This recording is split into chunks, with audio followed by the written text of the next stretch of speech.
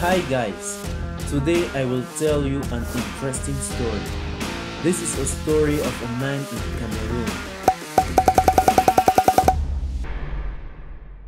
Je m'appelle Satusège.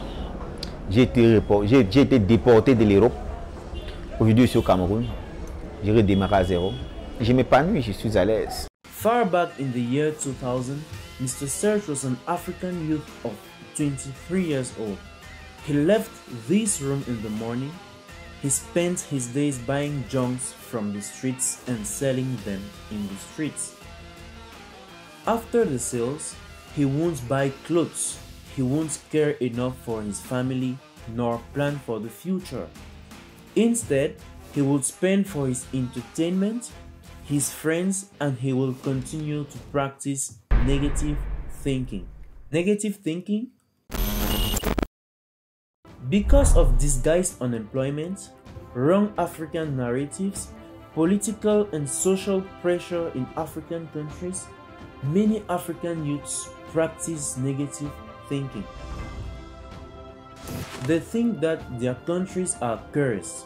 There is massive unemployment, there is little injustice, and there is massive poverty, and that the best way to survive this is to run into apparently more developed countries. This is called negative thinking. After continuous negative thinking, Mr. Serge feels time is passing and he is not progressing. He abandons and decides to go on an adventure. En septembre 2003, j'ai quitté le Cameroun sans notifier ma famille, mes amis. He takes a train ticket from Yaoundé to the north of Cameroon and the journey begins. He traveled using risky vehicles from Cameroon to Morocco.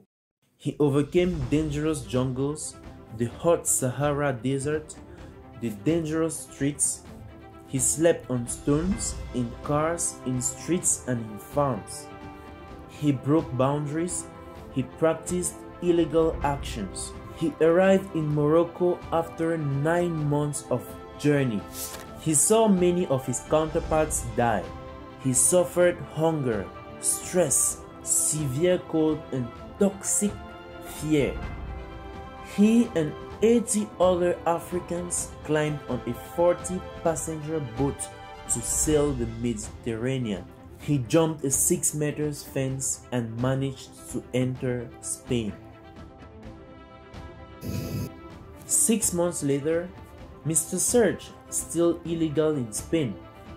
One morning, he finds himself at the wrong place, the wrong time, with the wrong people searching for him. He is captured and instantly repatriated to Cameroon, where he goes back to this initial room, the same old room. Je n'avais pas d'argent, j'avais un projet qui n'avait pas marché et plein se sont moqués de moi.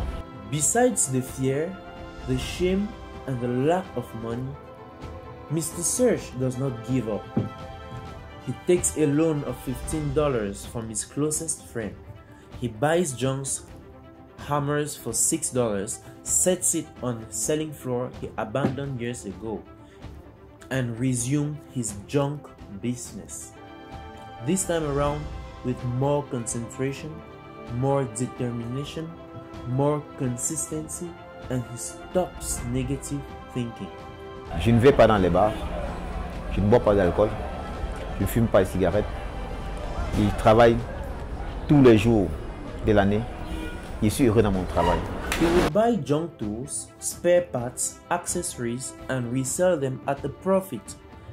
In less than 10 years of hustle, Mr. Serge has 2 hardware shops, 2 houses, plots of lands, and he travels every country he wants.